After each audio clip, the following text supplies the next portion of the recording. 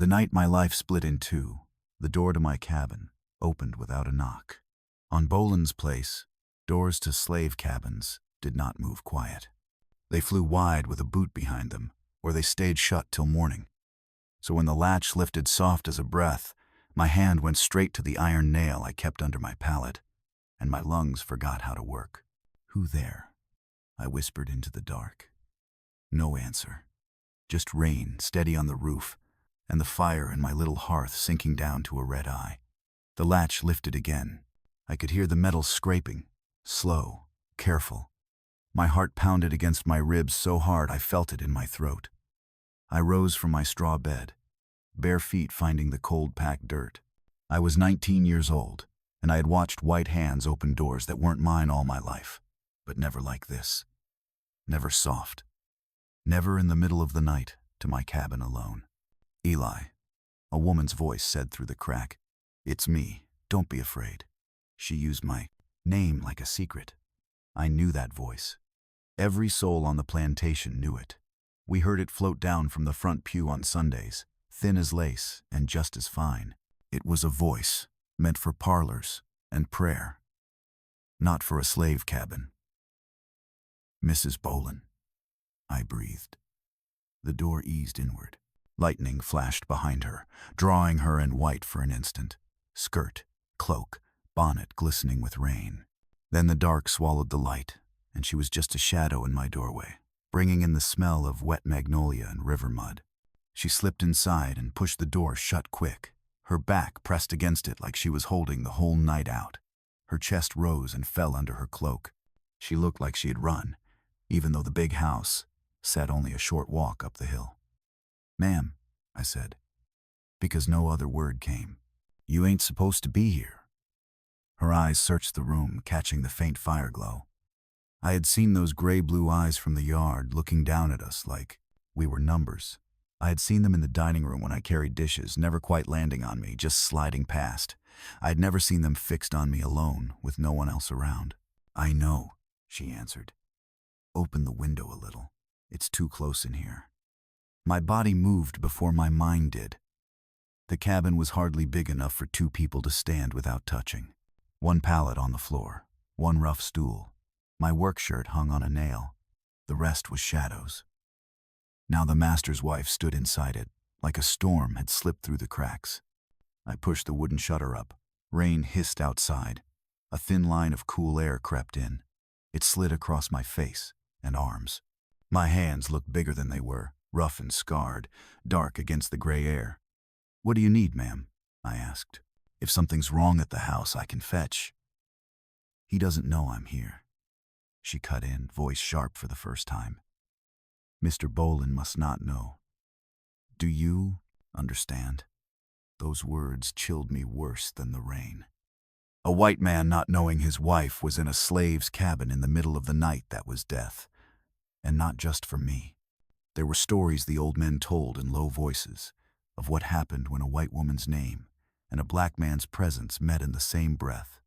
No trial, no questions. Just rope, trees, and rumor left behind. "Yes, ma'am," I said slowly.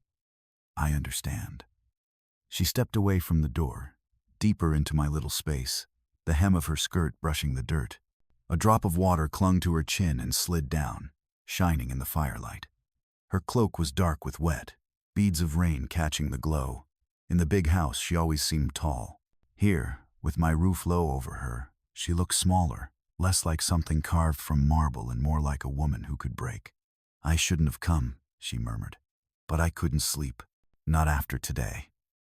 Her gaze moved over the room, the low roof, the smoke-stained beams, my pallet, my bare feet. It came back to my hands and stayed there, like she'd never really seen them before. I folded them without thinking, hiding the scars. "Sit, ma'am," I said, nodding to the stool. My voice sounded rough next to hers. "You can rest a moment, then I'll walk you back. It's slick out. You might fall."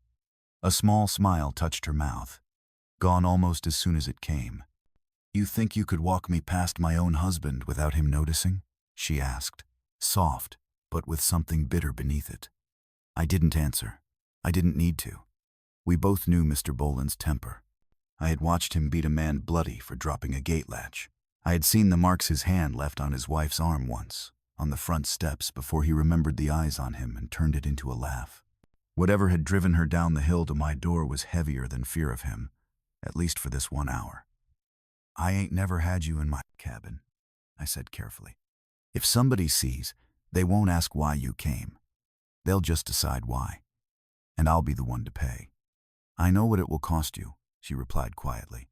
Her voice changed then. It darkened, thick with something I couldn't name. She reached up, fingers fumbling with the knot under her chin. The bonnet came loose. Her hair, damp and waved from the rain, fell around her face. Outside, thunder rolled slow over the Mississippi fields. Inside, my cabin felt like it had stopped breathing. "Eli," she said again, and this time my name sounded less like a command and more like a confession. "What I'm about to say, if you repeat it, it will kill you. If you keep it, it might still kill you. But I have nowhere else to put it." She stepped closer, near enough that I could see the tiny freckles across her nose, the faint lines at the corners of her eyes.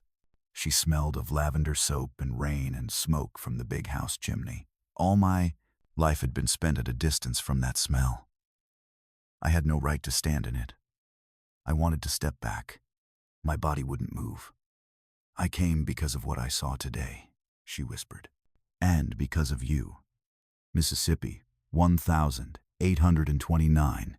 The air itself carried weight in those days, humid, heavy with the scent of earth and sorrow.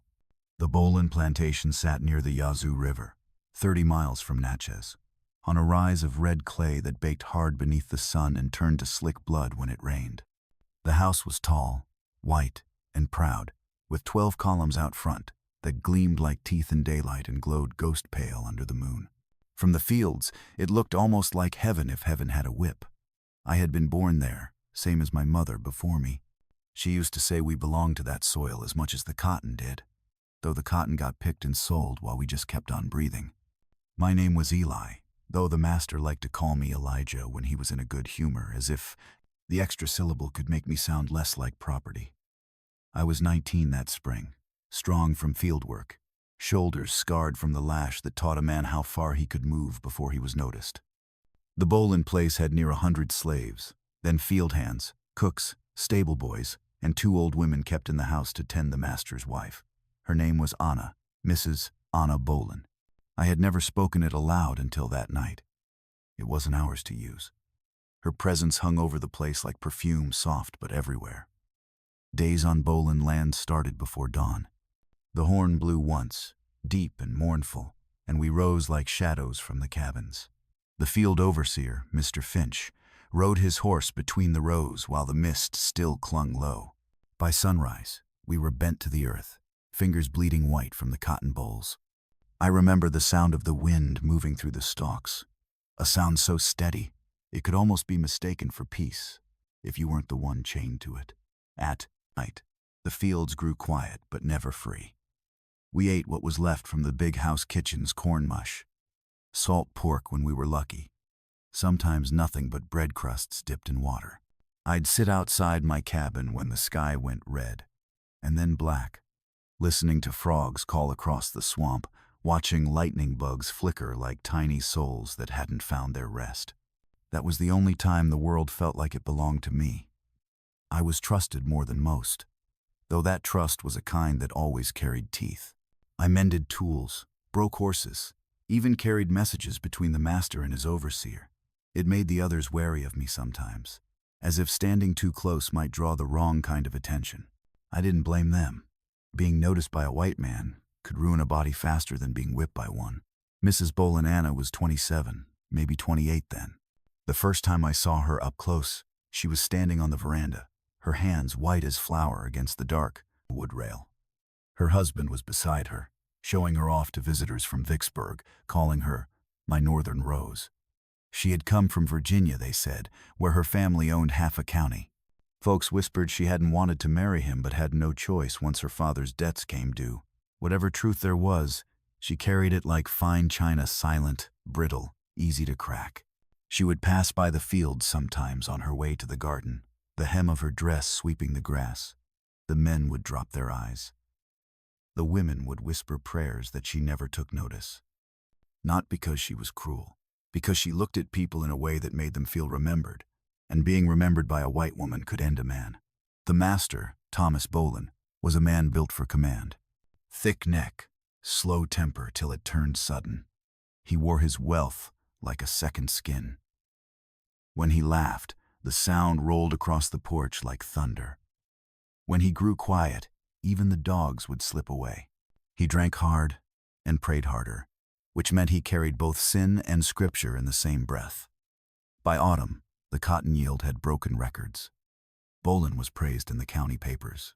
He held dinners that stretched long past midnight, with music floating through the open windows while we stood outside in the dark, listening to the laughter of people who'd never know hunger. On those nights, I was sometimes called to serve wine or light lamps. That's when I began to notice her eyes. They didn't rest easy. She'd smile when someone spoke, but her gaze would drift to the servants, to the windows, to the line of trees where the world turned black beyond the candlelight. Once, I caught her looking at me, just a flicker, quick as a breath. Enough for me to know it had happened, not enough to mean anything. I told myself it hadn't. In 1829, talk of rebellion was thick in the air. Nat Turner's name traveled south like fire through dry grass. The masters grew nervous. Sermons turned to warnings about obedience and divine order. Mr. Bolin added new locks to the storehouse and banned gatherings after sundown. He said it was for safety. Everyone knew whose. My cabin sat at the edge of the quarters, near the line of cypress trees that led to the river. It was small but mine in the only way something could be when nothing else was. Sometimes I carved bits of wood at night, little shapes, animals mostly because shaping something out of nothing made the world seem less cruel for a while. That winter, sickness swept the plantation. Fever took 2 children and a man from the stables. I spent weeks tending the fires, hauling water, trying not to think about death. When Mrs. Bolin came to the quarters one afternoon with medicine, the air seemed to stop moving. She carried a basket of bottles and linens, her face pale from the cold. I remember how her gloves looked against the dark doorway, soft, perfect, untouched. She handed me a small jar and said, "For the cough." Her voice trembled. I thought it was from the cold. Later, I learned it wasn't. That was the first time she spoke directly to me. The first time she looked at me like a man and not a tool. After that day, something shifted. I'd feel her eyes sometimes from the veranda as I worked near the well. Once, I passed her in the orchard and she asked if the fruit was sweet this year. My tongue knotted itself trying to answer. She smiled faintly and walked on. But her question stayed lodged in my chest like a splinter. By spring, the rain came harder, the river rose higher, and tempers in the big house grew sharp. The master's voice echoed through the halls more often, rough and loud. One night, I heard it all the way from my cabin, her name shouted, followed by the crash of something breaking. The next morning, she appeared on the porch with a bruise half hidden beneath powder. I looked away fast, but the image burned behind my eyelids. That was a week before. She came to my door. The first time her eyes truly held mine, it was near sundown, late March of 1829. The fields glowed gold under the last light, the cotton rows stretching endless toward the cypress line. I was hauling a broken hoe handle back toward the shed, sweat drying against my back. The day had been long, and the sky was bleeding into orange when I saw her silhouette near the orchard. Mrs. Bolin stood there alone, her bonnet in one hand, the breeze pulling loose strands of her hair. She shouldn't have been there. The mistress of the plantation never came that far from the main house without a handmaid or guard. Yet there she was, watching the light fall through the trees like she'd forgotten where she was supposed to be. I froze halfway down the slope. She turned her head, saw me, and for a heartbeat, neither of us moved. I dropped my gaze quick, as any slave should, but she didn't turn away. Her footsteps came closer. I could hear the faint rustle of her dress, dragging through the grass, the sound crisp as paper. My pulse started to thud in my ears. "Eli," she said softly. The sound of my name from her lips startled me more than if she'd struck me. "Yes, ma'am?" Her face was pale in the dying light. "You helped the children carry water this morning, didn't you?" "Yes, ma'am." You are kind to them, she murmured. Most men are not. I didn't know what to say. Kindness was never a thing to be noticed, not from someone like me. It was just something that happened between misery and order. She reached up and brushed a stray strand of hair from her forehead. I caught the tremor in her hand. You remind me of someone I once knew, she said. Someone who worked for my father in Virginia. I nodded but didn't answer. Every word she spoke to me was a danger. Every glance a risk neither of us could measure. I'll have the cook send bread to your cabin, she added, turning away before I could protest. For your mother, too. She didn't wait for thanks. She walked off toward the house, the setting sun catching the edges of her hair until it burned like copper. That night, I couldn't sleep. I lay on my pallet staring at the ceiling, hearing the faint creak of the boards in my mind, seeing her face in the dim glow of the fire. A white woman's kindness was no gift, it was a test, and a cruel one. The next morning, a loaf of bread sat by my door, still warm. For weeks after, she found small reasons to speak to me, sometimes about nothing at all.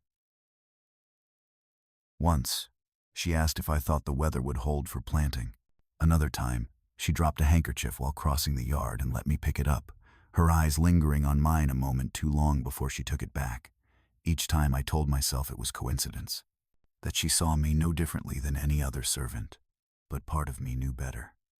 I felt her gaze when she passed the stables, when I was shoeing the horses or fixing the fence. She'd pause, watching me work like she was studying something she couldn't explain.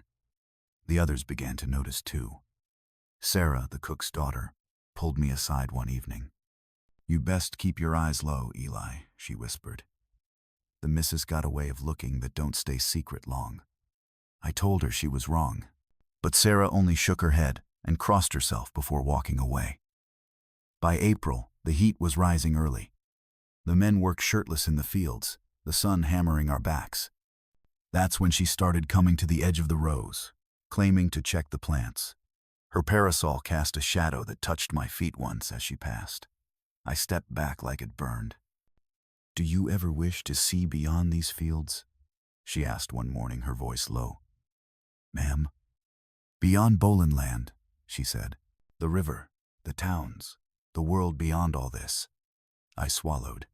I can't wish for what ain't mine to have.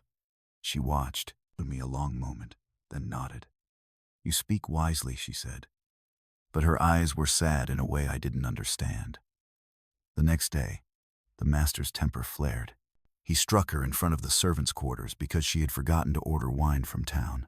The sound of his hand against her face cracked through the air like a whip. I turned away, but her cry followed me long after. That night, while rain lashed the roof of my cabin, I heard soft steps outside. My door rattled once, then stopped. I held my breath, waiting.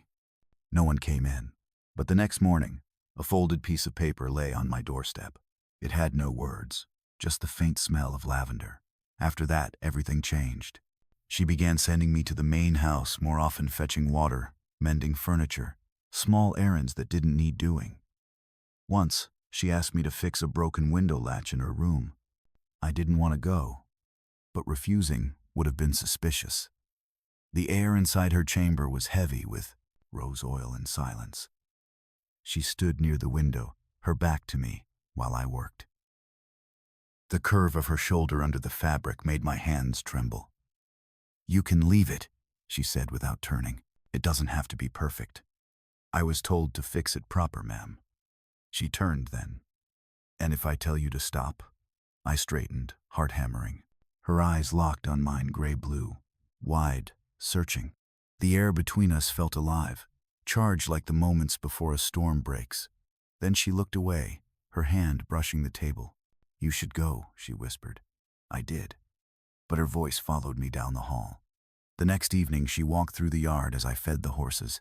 No one else was around. She paused by the stable door and said quietly, Be careful, Eli. People notice more than they speak. Her warning should have scared me. Instead, it stirred something I couldn't name, a pull that felt equal parts fear and hunger. That night, I dreamed of the window light falling across her face. By the time May came, The air was thick with secrets. Every word, every glance, every heartbeat seemed to echo too loud. I caught her watching me once from the veranda while her husband slept in a chair beside her. She didn't look away. Neither did I, until the world itself seemed to stop breathing between us. And when she finally did, I knew something had begun that neither of us could undo. After that spring, the Boland plantation grew restless in ways I could not name. The air turned hot and wet, clinging to skin like breath. Thunder rolled more often than it rained. The fields whispered at night, and even the crickets sounded cautious. Something was shifting beneath the surface of our days, quiet, heavy, and alive. She came to the stables more often now, never with a reason that made sense. Sometimes she'd say she needed to check the horses herself, though she barely touched them. Other times she'd bring a small cloth, parcel spices, fruit, or a bit of bread, and hand it to me as though the gesture itself were holy. "Eat," she'd say. "You look faint." I never ate it in front of her. I waited until she left, then sat in the straw and tried to understand why her kindness tasted like danger. Each time she appeared, the risk grew sharper. I could feel eyes in the distance. Finch, the overseer, or one of the house servants who owed their safety to gossip. Whispers could burn faster than any flame. A white woman's name tangled with the slaves was enough to turn trees into gallows. Still, she kept coming. Once, I found her in the orchard again, standing near the old pecan tree. Her bonnet hung loose around her neck. The wind had pulled her hair free. She looked like she'd walked out of a painting meant for a gentler world. "Mrs. Boland," I said quietly, "if somebody sees—" "They won't," she interrupted. "No one comes here at this hour." Her voice trembled like she didn't quite believe it. "Why risk it?" I asked. "You got no reason to be out here." She turned her face toward the horizon. The sky was bruised purple, the light fading fast. "Because you're the only soul on this land who looks at me like I'm still alive." Her words struck harder than any whip ever could. I wanted to step back, to build distance between us, but something rooted me there. The truth in her voice pulled at me, the loneliness, the hunger to be seen not as a master's wife but as a woman forgotten inside her own house. "You shouldn't say things like that," I murmured. "I know," she said, "and yet here I am." We stood there until the first stars appeared. Neither of us moved. The world around us seemed to pause, like even the wind was afraid to break the silence. That night, I dreamed of her again, not in sin, but in sorrow. She was standing in the river, the water rising around her, whispering my name while the current pulled her away. I woke with my chest tight and the sound of rain outside. The next morning, Finch watched me too long. His eyes followed me from the shed to the yard, his mouth twisted in that knowing half-smile men like him wore when they smelled trouble. "You been walking mighty close to the house lately, boy," he said. "Plantation got rules for a reason." "Yes, sir." He leaned closer, breath sour with whiskey. "Mind those rules. The master's got an eye for shadows these days." I nodded, but I knew it was too late. Once a secret starts breathing, it don't stop easy. 2 days later, she sent a message through a child from the kitchen. "Come to the smokehouse after sundown." I burned the scrap of paper the moment I read it. Every part of me knew it was wrong to go. Every part of me also knew I would. When the sun fell, I slipped from my cabin, heart hammering. The air was thick with the smell of wet earth and smoke. The smokehouse sat behind the orchard, hidden by trees. I pushed the door open just enough to slip inside.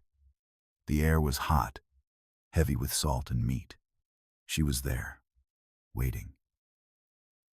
"Eli," she whispered, "you came." I shouldn't have. I know. We stood a few feet apart, the lamplight trembling between us. I could see her pulse beating in her throat. She reached out, not to touch, but to steady herself against the table. "He's gone to Natchez," she said. "He'll be gone 2 nights. The meaning hung between us like smoke. "I needed to talk," she went on, "to someone who'll listen and not just tell me what I am." I swallowed hard. "And what are you, ma'am?" Her eyes glistened. Lonely. That word opened something dangerous in me. I told her she should go before anyone noticed. She said she would, but didn't move. The silence stretched, filling every inch of that room until it was louder than speech. Then, all at once, thunder cracked outside, shaking the walls. She flinched, her hand finding my arm. The touch was light as air, but it burned like fire. We both froze. When she realized what she'd done, she pulled back fast, face pale. "Forgive me," she whispered. I didn't speak. I couldn't. She turned toward the door, fumbling for the latch. "This was a mistake," she said. I don't know what I thought." Her voice broke. I caught her hand before she could leave. I didn't mean to. It was instinct, like catching something falling. Her fingers were cold, trembling in mine. "Mrs. Boland," I said softly, "you don't owe me words." "I don't even know who I am anymore," she said. "He says I'm his. The church says I'm his. But every time he touches me, I feel less alive." She stopped herself, shaking her head like the truth had slipped out by accident. "Forget that I said it," she whispered. "Forget all of this." She pulled free and vanished into the storm. The next morning, the master returned early. His boots were muddy, his temper sharp. He cursed about the road, the weather, the harvest. At supper, he shouted her name loud enough for the servants outside to hear. Something inside the house shattered. I knew then that she had not slept. For days after, she avoided me. I worked in the fields until my hands cracked and bled, trying to bury her memory in sweat. But at night, I'd hear the creak of her footsteps in the hall, or maybe just imagine them. Then, one evening, she came again, this time to the stables. The lamps were low. The horses shifted restlessly. She wore no bonnet, just a shawl pulled tight around her shoulders. "I shouldn't be here," she said. "No, ma'am," I answered. "I told myself I'd never come again," she whispered. "But every time I see you from the veranda, I can't breathe." Her eyes met mine. The distance between us felt unbearable. "Say something," she pleaded. "I got nothing safe to say." "Then say something unsafe." Those words hung like a challenge between us. I took a step closer. The smell of rain clung to her shawl. For a moment, I forgot the weight of skin, name, law, and death. All I could see was a woman whose loneliness matched my own. But I didn't touch her. I couldn't. The space between us was sacred and doomed all at once.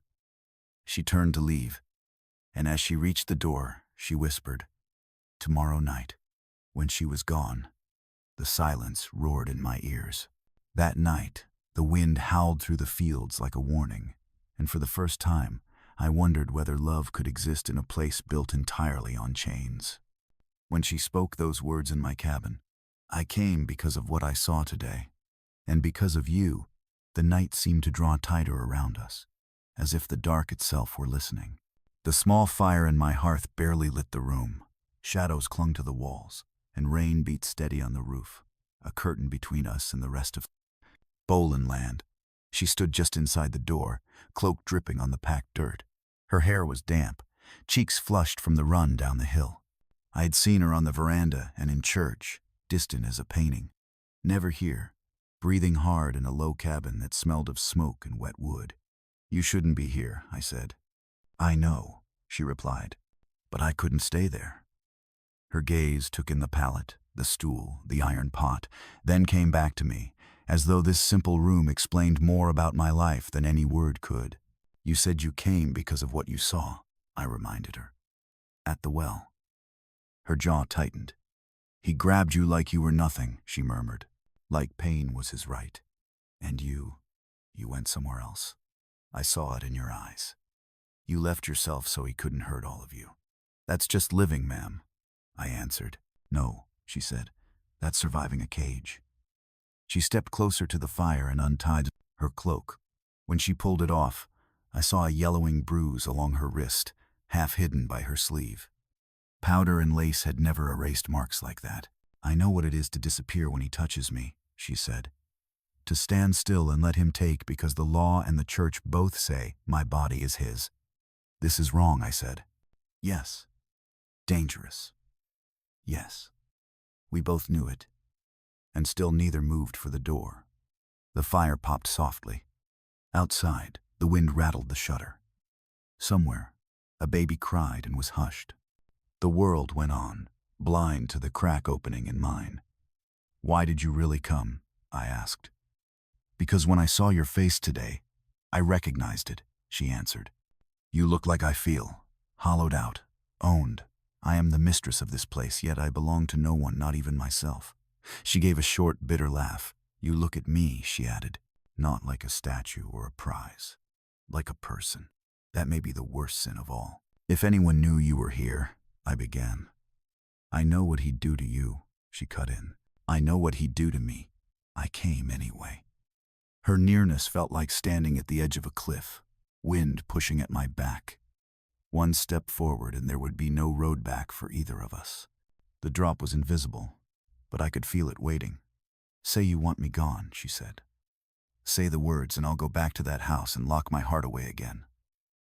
The words were easy to form. My tongue refused them. I thought of men whose names were never carved on stone, only whispered at night, men punished for things imagined in someone else's mind. I thought of trees and ropes and the way fear could silence a whole people. But I also thought of her bringing medicine to the quarters, of the bruise on her face the morning after the shouting, of her standing in the orchard with the wind tugging at her hair. Eyes clouded like she was living behind glass. "I don't want you to suffer more for my sake," I said finally. She gave a thin smile. "Suffering is the only thing I'm allowed to own," she replied. "This," she lifted her hand, stopping just short of touching mine. "This feels like the first choice I've had in years." Her fingers hovered in the air. Mine lifted almost of their own will. We did not rush. We crept toward each other like people inching across ice that might crack. "Our whole lives," I said quietly. "They've told us to fear each other. I'm the danger in their sermons. You're the danger in ours. And still," she whispered, "here we are." Our hands met. Skin brushed skin, then settled fully. Her fingers were cold. Mine were shaking. It was a small thing, 2 hands joined in a poor cabin. Yet it felt louder than thunder. "Eli," she said, my name soft as a prayer and sharp as a blade. "Have you thought of me?" As a woman, I could have lied. The lie would have been safer for us both. "Yes," I said, more than is wise. Her eyes closed. A single tear slid down, leaving a clean track on her cheek before she wiped it away with angry fingers. "Then we are already guilty," she murmured. "Whether we stand apart or stand close makes little difference to the world out there. To them, the thought alone would be enough to condemn you. And you," I added. "They would call me victim," she said. "They would never admit I walked down this hill on my own 2 feet." We both knew how stories were told here. I stepped closer until the space between us vanished. Her free hand rested lightly against my chest, feeling the proof that my heart still beat. My arms came up around her slowly, leaving room for her to pull away. She did not. She let herself lean into the circle of my body like someone stepping out of the rain. We did not speak of love. The word felt too bright for a night like this. What passed between us was something duller and heavier need, grief, a hunger to be seen. "This cannot last," I said into her hair. "I know," she answered. "It will end badly." Yes, still, neither of us let go. In that narrow cabin, with rain hiding our voices and fire throwing small, shaking light, we crossed the line. We did it with joined hands, with shared breath, with the quiet choice to belong to ourselves for a single hour, even if the price would follow us all our lives. When at last we stepped apart, the room looked the same. My pallet, her cloak on the stool, the fading fire. But nothing inside either of us was untouched. "We shouldn't meet like this again," I said. "I will try not to," she replied. We both heard the truth inside the lie. Morning came like nothing had happened, but everything in me knew the night had carved a mark the world would one day see. The horn sounded before dawn as always, calling us to the fields. The sky was low and gray, the kind of light that made the world feel half awake. My body moved through the motions it knew by habit, but my mind stayed in that cabin. I tried to work harder than usual, hoping sweat might wash my thoughts clean. The earth didn't care about what I'd done. It opened beneath my hands the same way, taking seed. But people cared. On a plantation, nothing stayed private, not really. By mid-morning, I felt Finch's eyes on me. He sat his horse at the edge of the field, hat low, chewing on a toothpick, watching with that lazy gaze that meant trouble. When the others bent to the rows, he motioned me over with 2 fingers. "You sleep at all last night, boy?" he asked. "Yes, sir," I lied. "Funny," he muttered. "Lights were strange down your way. Thought maybe you was tending an extra fire." He spat in the dirt. "You know the rules about wandering after dark?" "Yes, sir." His eyes narrowed. Would be a shame if the master thought his property was getting bold ideas. Seen too much of that talk out east. "I keep to my work," I said. "Got no ideas, sir." He studied me a long moment. I felt sweat slide down my spine. Finally, he jerked his head toward the rows. "Then prove it. Double pace. You lag, you bleed." I turned away, heart punching my ribs. Had he seen her leaving? Had someone else? Or was it just the way guilt sat on my shoulders, heavy enough for anyone to notice? My hands split, dirt working its way into every cut. When we finally trudged back to the quarters at dusk, my legs ached, but I still found myself glancing up the hill toward the big house, drawn like a moth to a fire that would surely burn me. She was on the veranda, framed between 2 white columns. From that distance, I could barely make out her face, but I knew the tilt of her head. The master stood beside her, talking loud, gesturing toward the fields, a glass in his hand. Whatever he said made her flinch, almost too small to see, but my eyes found it anyway. For a heartbeat, she looked down toward the cabins. Our gazes didn't quite meet. It was too far, too dangerous. But something inside me tightened all the same. I turned away before the feeling could show on my face. That night, I kept my door barred. Every creak of the wind sounded like footsteps. Every shadow passing the window felt like judgment. Part of me wanted her to come, to prove the night before was not some fever dream. Another part prayed she would stay away, so we might both live long enough to regret what we'd done. She did not come. The next time I saw her up close, 3 days had passed. I was fixing a broken wheel near the side of the house when the kitchen door opened. She stepped out carrying a basket. 2 house servants trailed behind her, arms full of linens. She paused when she saw me. The servants noticed and went quiet. "Eli," she said. "Just my name. Nothing more." "Ma'am," I answered, eyes lowered. The air between us tightened, pulling like a wire. She shifted the basket in her hands. "Has your mother's cough improved?" she asked. "Yes, ma'am. The medicine helped." "Good," she murmured. One of the servants, Sarah's mother, cleared her throat. Her gaze flicked between us. "Miss Anna, we best get these sheets hung for the storm," she said carefully. "Yes," the mistress replied. She turned away, but as she did, her fingers brushed the edge of the basket, letting a folded handkerchief slip. It landed near my boot, white against the dust. I bent to pick it up. For a fraction of a second, our hands almost touched. Almost. I straightened and held the cloth out. Her eyes lifted to mine, only for a breath. But I saw it all there, fear, longing, regret already turning sour. "Thank you," she said, voice barely louder than the wind. "Anytime, ma'am." She took the cloth without letting our skin meet and walked away. But I'd seen Sarah's mother watching, lips pressed, tight like she was holding back a warning or a curse. That evening, Sarah found me by the well. "You playing with lightning, Eli," she hissed. "You think folk don't see the way she says your name?"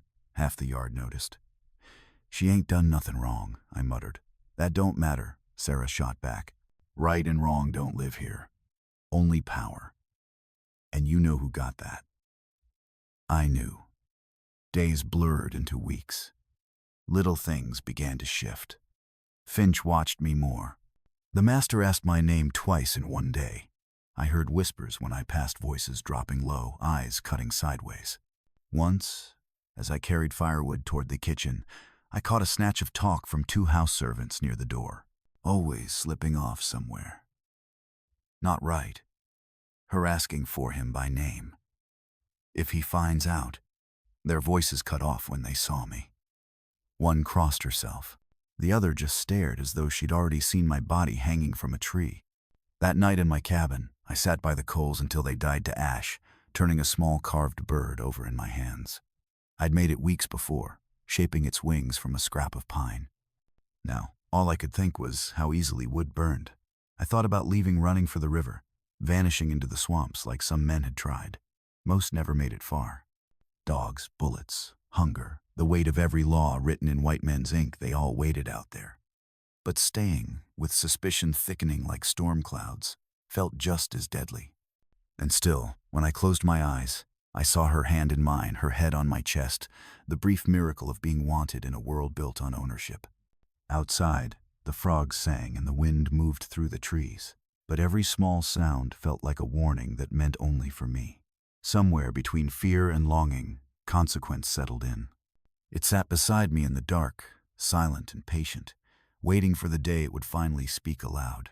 The first sign came, like a whisper through tall grass, soft enough to miss, if you weren't already afraid. A door left open, a shadow that lingered. A word, carried farther than it should. Secrets never stayed buried long on Bolin land. The earth here had a way of pushing everything to the surface. It began with Sarah. Or maybe it began long before that, when kindness crossed a line that was never meant to bend. Either way, it was Sarah who saw first. It was early June, the kind of morning when the sun rose red and mean. I was hauling feed from the barn when she appeared, walking fast, eyes wide. "Eli," she hissed, grabbing my arm. "You need to listen." Her hand trembled. "What's wrong?" She looked around before speaking. "Finch went up to the big house before dawn. He's been watching. He told the master he saw someone leave your cabin 2 nights ago. A woman." My stomach turned to stone. "He lying," I said, but my voice broke halfway through the words. "Maybe," she said, "but he believes what he saw. And you know how lies turn into truth when a white man repeats them." For a long moment I couldn't breathe. My mind went to that night, the knock at my door, her cloak dripping on the floor, her voice shaking as she said she couldn't stay away. She had left before sunrise. I thought no one had seen.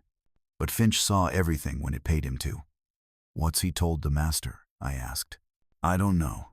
But he's up there now, drinking coffee on the porch like he's waiting for thunder to roll." I set down the feed sack slow, careful not to show the panic tightening my chest. The world had narrowed to one thought: she was in danger. And so was I. Before I could move, a voice called from behind. "Eli." It was Finch himself, swaggering down the slope with that lazy smile he wore like armor. "Master wants to see you. Now." Sarah's fingers dug into my sleeve. "Don't," she whispered. "Wait till it cools." But there was no waiting. Not on this land. I followed Finch up the hill, each step heavy as lead. The sun climbed behind the house, throwing our shadows long. My heart thudded in my ears, drowning out the cicadas. The master was on the porch, boots propped on the railing, hat tipped back. Mrs. Bolin sat beside him, pale as moonlight, her eyes fixed on nothing. "Morning, Elijah," he drawled. "Finch here says you've been up late these nights. That true?" "No, sir." He leaned forward, elbows on his knees. "Funny thing, my wife's been restless too. Can't sleep, she says. Walks sometimes." His gaze slid toward her, sharp as glass.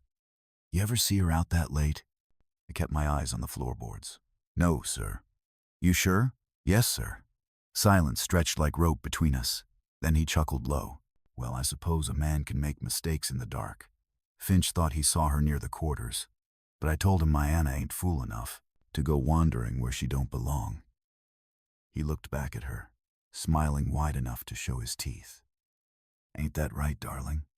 She nodded once, her hands twisted in her lap. The moment passed, but the air stayed thick. I could feel Finch watching me, weighing every twitch of my face. "Get back to work," Bolin said finally. "And keep your nose clean. This plantation's got enough rumors without you adding more." "Yes, sir." I turned to leave, but as I stepped off the porch, Mrs. Bolin spoke. Her voice was soft, but it froze the world. "Thomas," she said, "you're hurting him." Her husband's chair creaked as he straightened. "What did you say?" Her eyes flicked toward me, just for a heartbeat. "The boy works harder than any two men." "You shouldn't." "That'll do," he snapped. I didn't wait to hear the rest. I walked away, the sound of his anger chasing me down the hill. That night, I didn't light a fire. I sat in the dark, listening to the rain. Every sound felt like a warning wind through the cracks, footsteps that weren't there. I thought she wouldn't come again. I prayed she wouldn't. But near midnight, the latch lifted. "Eli," she whispered.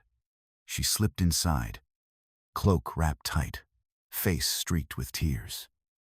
"He knows," she said. "Not everything, but enough," Finch told him. "Then why are you here?" I asked, voice low. "Because he locked me in my room after supper." I climbed out the window. "You have to go back." "I can't." Her voice broke. "He said if he catches you near the house again, he'll sell you before dawn." "But I know him, Eli. He won't stop there. He'll make an example." I looked at her then not as mistress or savior, but as another prisoner trying to claw through the same bars. "I can run," I said. "Head for the river. Make it north if I'm lucky." Her hand caught mine. "You won't make it. He'll send the dogs before you reach the woods." "Then what choice we got?" She stared at the floor, jaw trembling. "None that end well." We sat there in silence, thunder rumbling far off. The fire had long gone cold.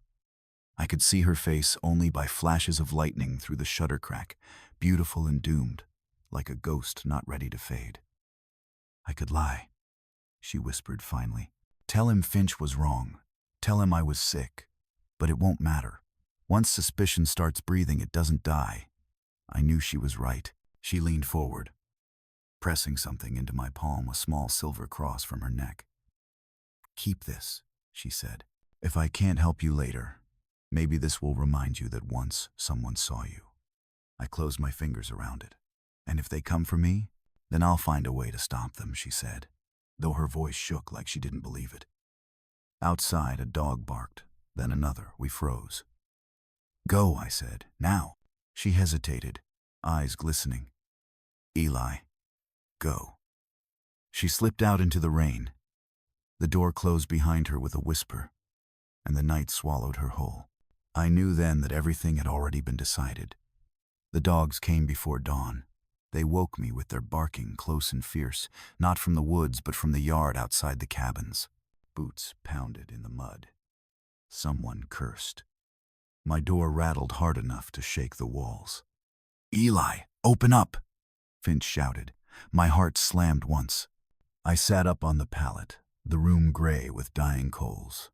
Memory hit me in pieces, her in my cabin, her saying he knew, the silver cross she had pressed into my hand like a secret. I grabbed the cross. The metal was cold.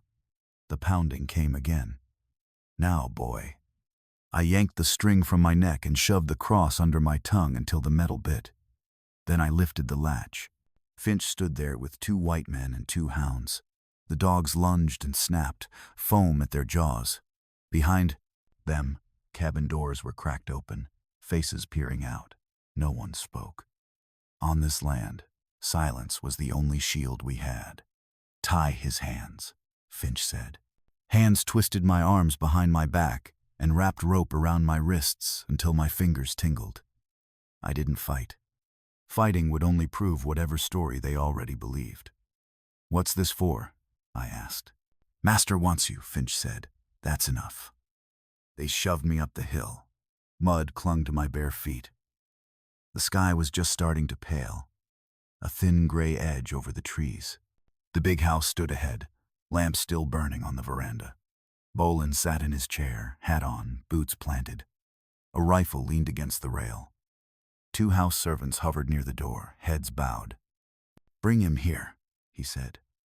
They pushed me to the bottom of the steps. I kept my eyes on the boards. "You know why you're here, Elijah?" he asked. "No, sir." He gave a tight smile. "My overseer says you've had company late at night," he said. "Says he saw a white woman leaving your cabin before sunrise. Cloak, small frame, moving quick." The cross dug into my tongue. "I sleep alone, sir," I said. His hand struck my face. Heat exploded along my cheek. Blood filled my mouth around the metal. "You calling my man a liar?" he said softly. "No, sir." He rose. "Finch never said who he thought she was," he went on. "I might have let that sit. But I've seen you looking up here." He turned his head. "Anna." The front door opened. She stepped out.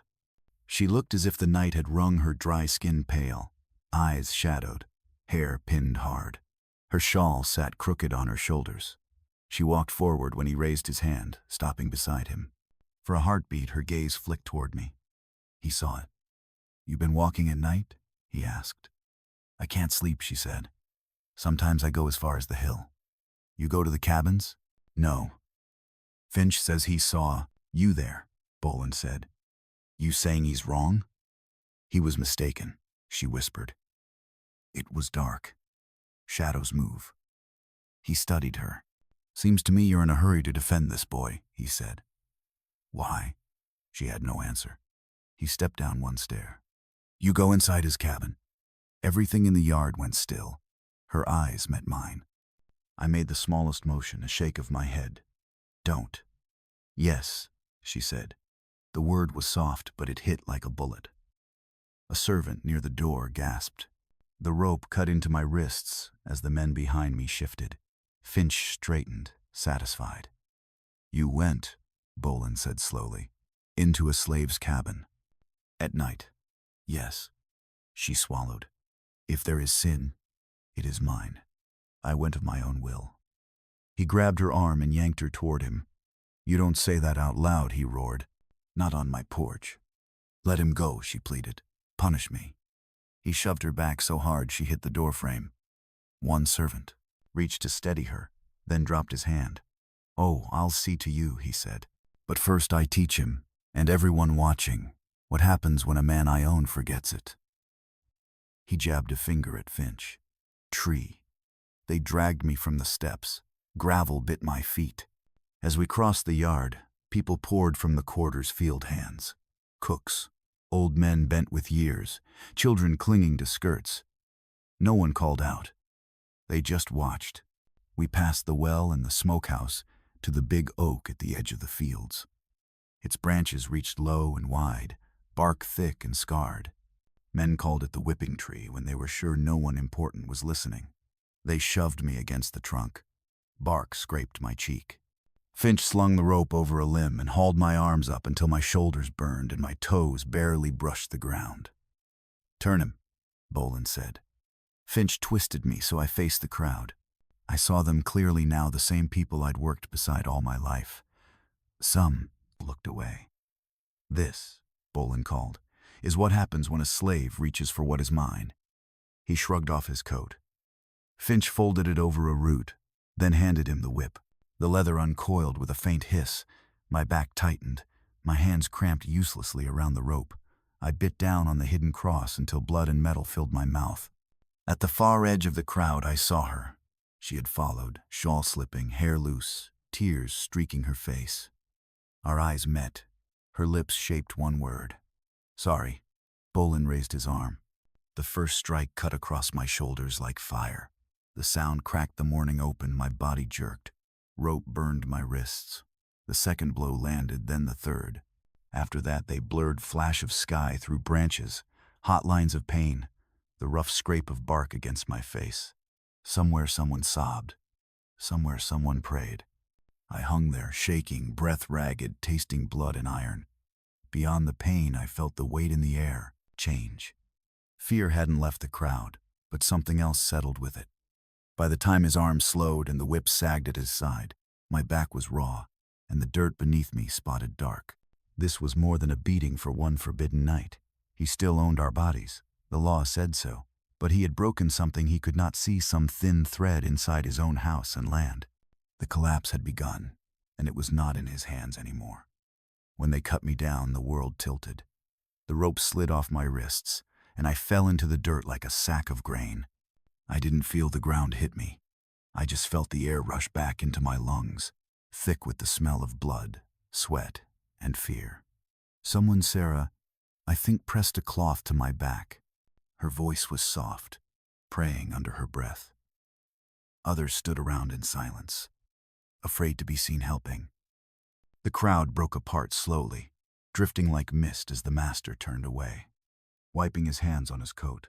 "Let him remember," he said to Finch.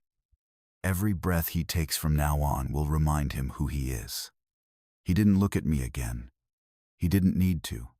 His work was done. I remember the sound of the whip still hanging in the air even after he'd gone. It hummed inside my skull, a sound that didn't fade, like thunder trapped in a jar. The world was colorless. Only the red of the soil and the gray of the sky remained. When I woke later that night, my body was fire. Every breath hurt. I lay face down on the pallet, half conscious, the bandages wet and sticking to the wounds. Sarah sat beside me, wiping sweat from my neck with a rag dipped in cold water. "Don't move," she whispered. "You'll tear it open again."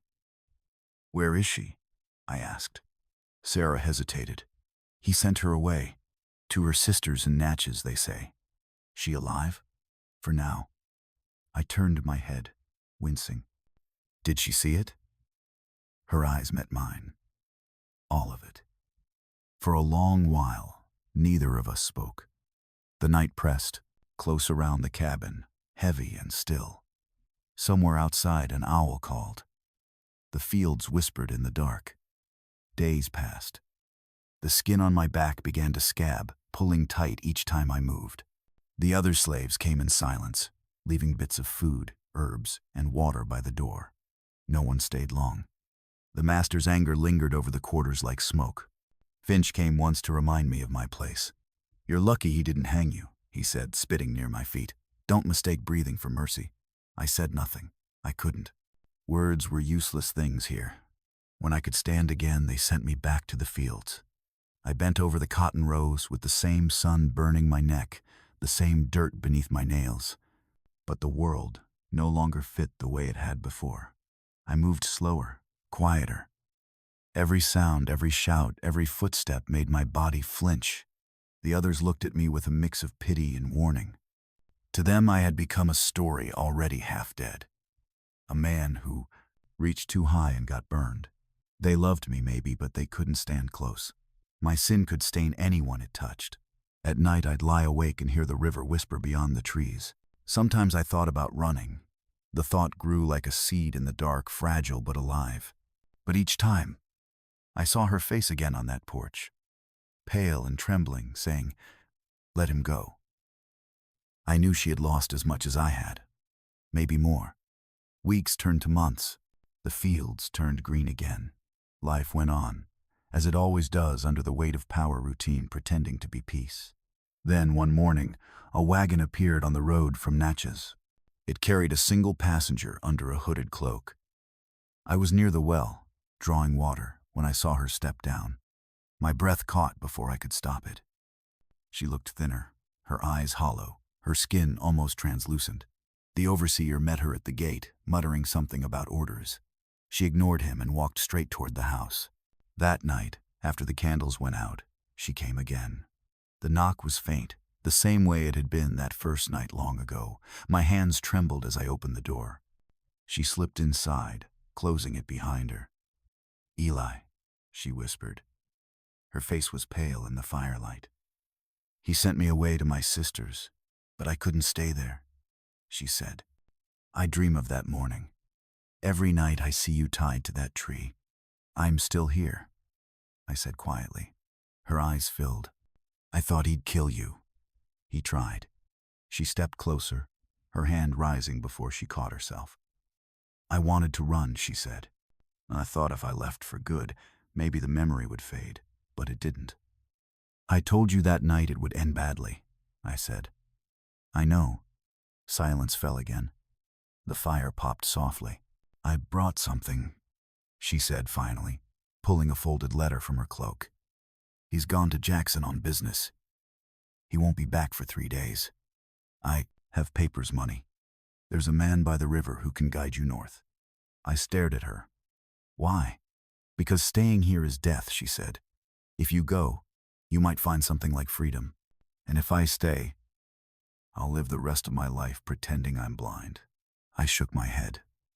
If they find out you helped, they already blame me for what happened, she said. There's nothing left for me to lose. The words cut deep. For the first time since that night, I let myself look at her fully, at the woman beneath the title, the one who had dared to see me when the world said she shouldn't. You'll never be safe again, I said. She smiled faintly. Safety was never mine to begin with. She pressed the letter into my hand. Go when the moon rises tomorrow. Follow the road east, then the river. Someone will meet you. I wanted to tell her no, to refuse her mercy, but the truth was simple. Staying meant dying slow. When she turned to leave, I said her name for the first time without ma'am. Just Anna. She stopped in the doorway. For a moment she looked back, her eyes soft but hollowed by the things neither of us could undo. Then she was gone. The next night, I left. I didn't take much, just a loaf of bread, a water gourd, and the cross she had given me. The fields shimmered under moonlight, silver on the leaves. I walked past the cabins, past the whipping tree, past the smokehouse where it had all begun. Every step felt like walking out of one skin and into another. When I reached the edge of the woods, I looked back. The big house glowed faint behind the trees. Somewhere inside, she was awake. I could feel it. I whispered a prayer that she might live, that the world might one day forgive us both for wanting something so small and yet so forbidden, to be seen as human. Then I stepped into the trees. I don't know how far I'll make it. Maybe the dogs will find me before dawn. Maybe I'll reach the river and vanish. But for the first time since I was born, the ground beneath my feet feels like it belongs to no one. Whatever waits beyond the woods, life, death, or something between, it's mine to walk toward. And that, after all this, feels like freedom.